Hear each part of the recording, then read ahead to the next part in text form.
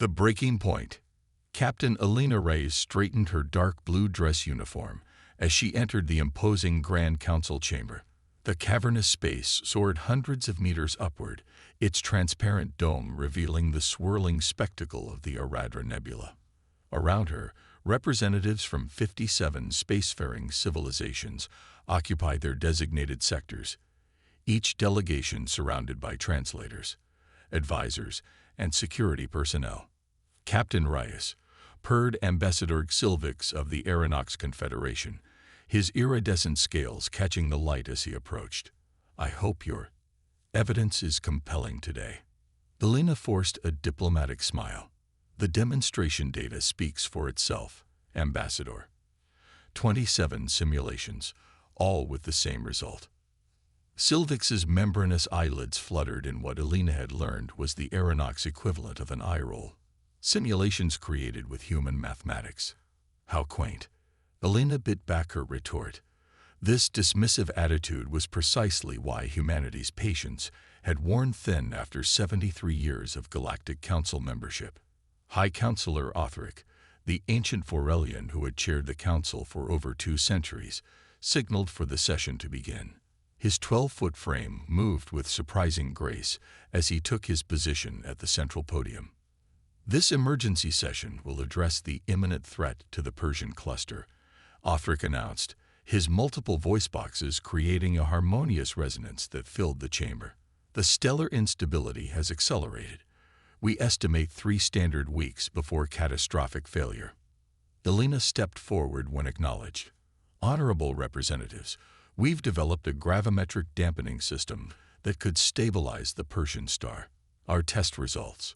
Human technology is too primitive for such a delicate application," interrupted Vox Kilnar, the Zentari representative. The blue-skinned humanoid's 4 arms moved in dismissive gestures. "The Zentari conclave has reviewed your proposal and found it lacks the necessary quantum precision." "Did you actually review it?" Alina challenged. "Or did you simply note it came from Earth and dismiss it outright?" A murmur rippled through the chamber. "Captain Reyes," Othric rumbled, "decorum must be maintained."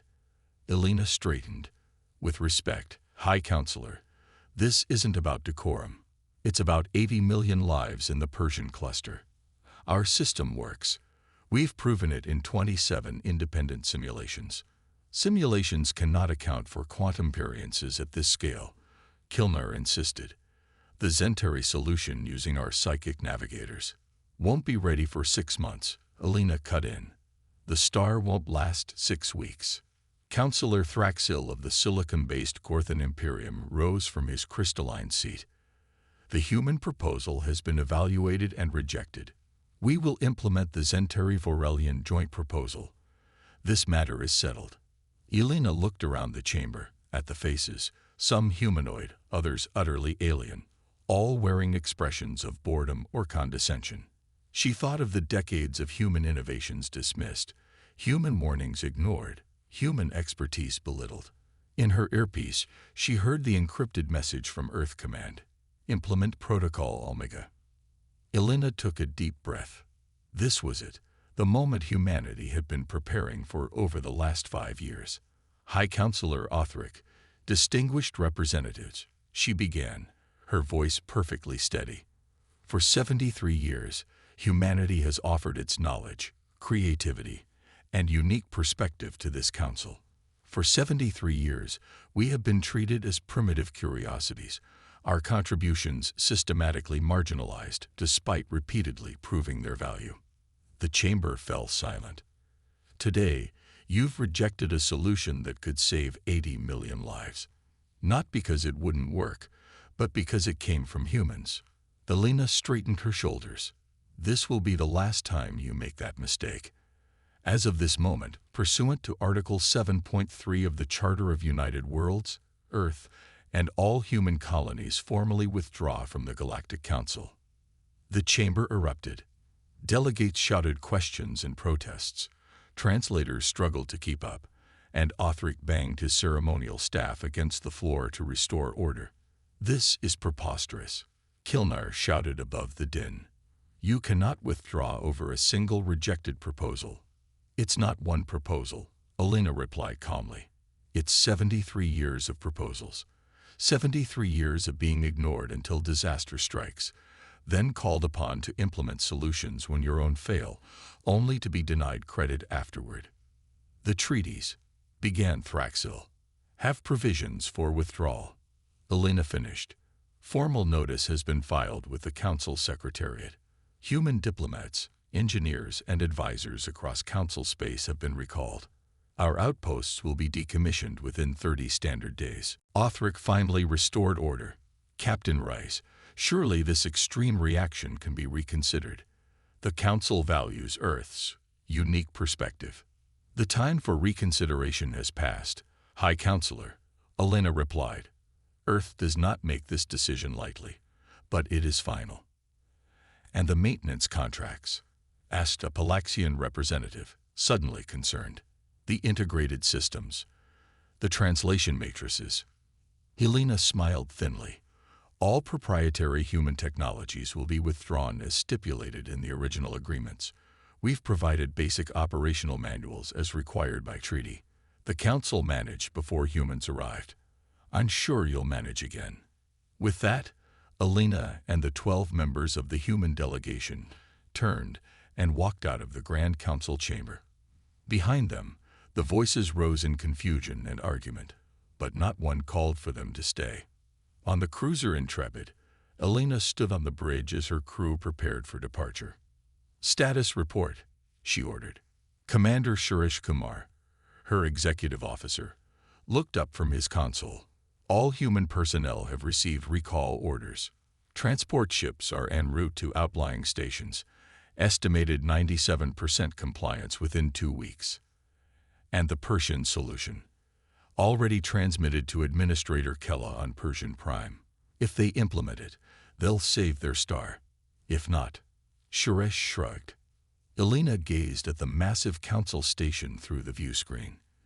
Its gleaming superstructure housed the political heart of 2/3 of the galaxy.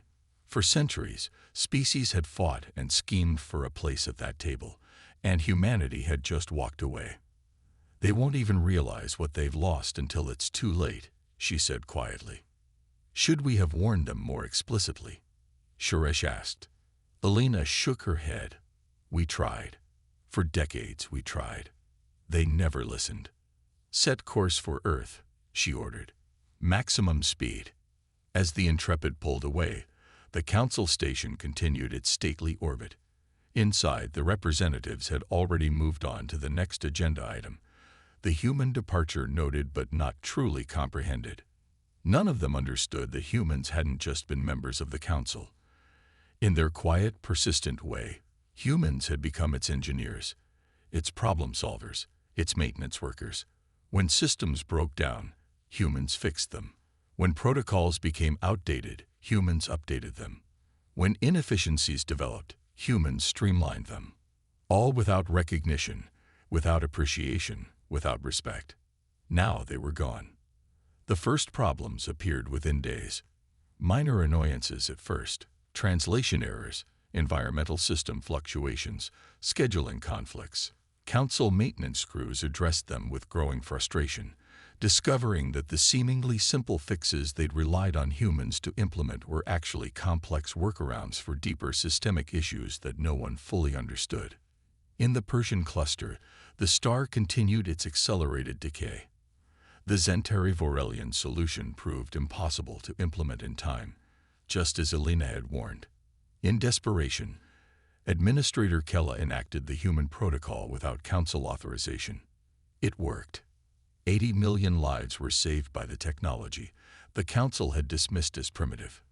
By the time the first major systems began to fail on key Council worlds, 3 weeks had passed since humanity's departure. By then, it was already too late.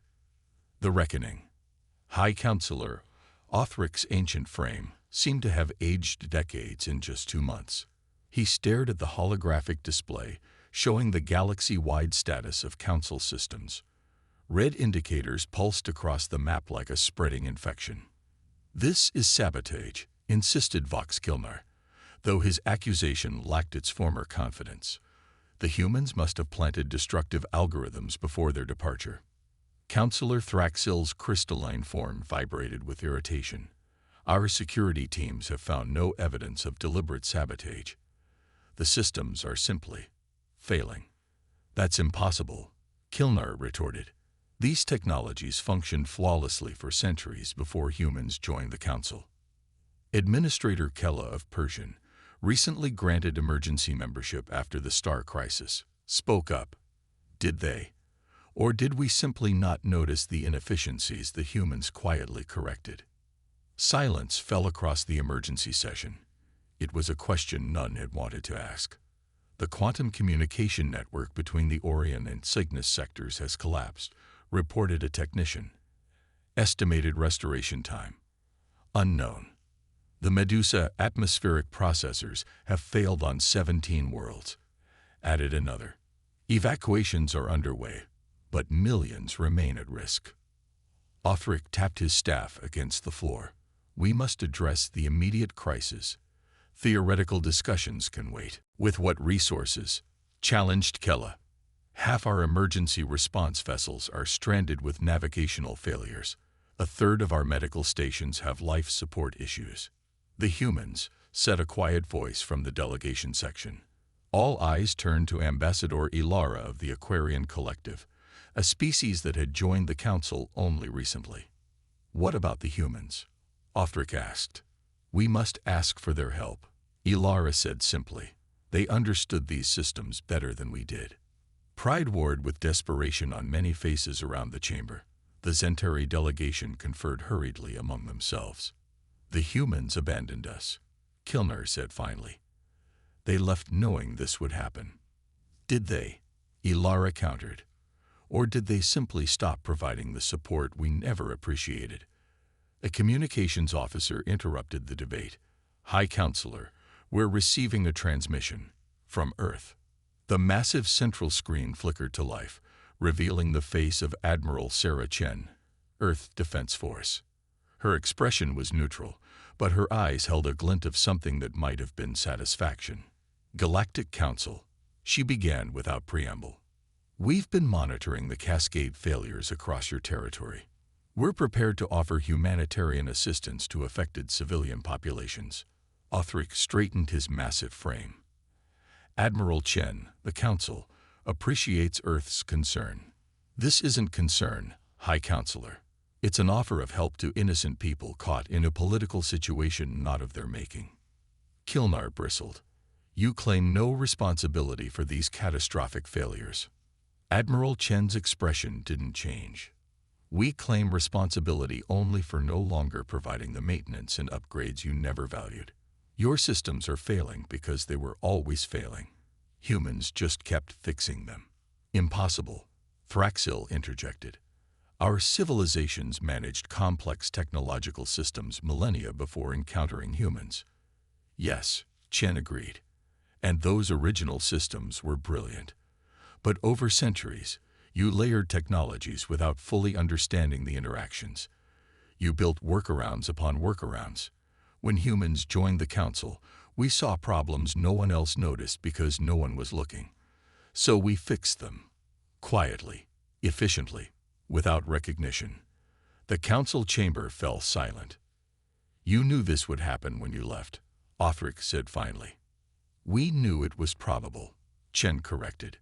We left extensive documentation explaining the issues and their solutions. Did anyone read it? The uncomfortable silence answered her question. Our offer stands, Chen continued. We'll provide emergency technical teams to critical infrastructure, medical facilities, life support systems, evacuation coordination. No political strings attached. Kella leaned forward. And afterward, will humans return to the Council? Chen's expression hardened slightly. That would require a fundamentally different relationship. What do you mean? Othric asked. Equality, Chen said simply. Not just in theory, but in practice. Recognition of human contributions. Serious consideration of human perspectives. No more dismissing our ideas because they come from the primitive species. Kilnar began to object. but Othric raised a hand to silence him. "The emergency assistance," Othric said. "We accept with gratitude." Chen nodded. "Technical teams are standing by. Send your priority list." After the transmission ended, the council chamber remained quiet for several moments. "This is humiliating," Kilnar finally said. "No," Kella replied. "This is enlightening." Over the following weeks, human technical teams arrived at critical locations throughout council space. They worked efficiently, often solving in hours problems that had confounded the best council engineers for days. On the medical station orbiting Vega Prime, Dr. Maya Patel led a team stabilizing the failing life support systems, while thousands of patients lay in suspended animation. "How did you know?" asked Chief Medical Officer Zarin, a Palaxian whose tentacles twisted in agitation. "We've had a dozen engineers examine this system." Maya pointed to a junction box no one had noticed, hidden behind an access panel. "Human engineering principle. Redundancy. When we helped upgrade this station 15 years ago, we installed backup systems within systems. They've been running silently all this time, compensating for the primary system's failures. Why didn't you tell anyone?" Maya gave him a measured look. "We filed 23 maintenance reports. All were classified as low priority and ignored." Similar scenes played out across council space. At each location, the story was the same. Humans had provided solutions, improvements, and warnings that had been systematically disregarded. On Centauri Prime, the situation was particularly dire. The planet's orbital defense grid had failed catastrophically, leaving it vulnerable to the asteroid belt that periodically crossed its orbit. Engineer Carlos Rodriguez led the emergency response team. "This is deliberate sabotage," insisted General Mox of the Centauri Defense Force as they worked. "No system fails this completely by accident." Carlos continued recalibrating the targeting system without looking up. "It's not sabotage, it's entropy. Your system was designed for a single asteroid field with predictable trajectories. When the Cygnus anomaly shifted those trajectories 12 years ago, the targeting algorithms couldn't adapt. Our engineers updated those algorithms," Mox countered. "Partially," Carlos agreed. "But they didn't account for the progressive drift. We warned about this exact scenario in our report after the initial shift. Your science directorate classified it as speculative human alarmism and filed it away."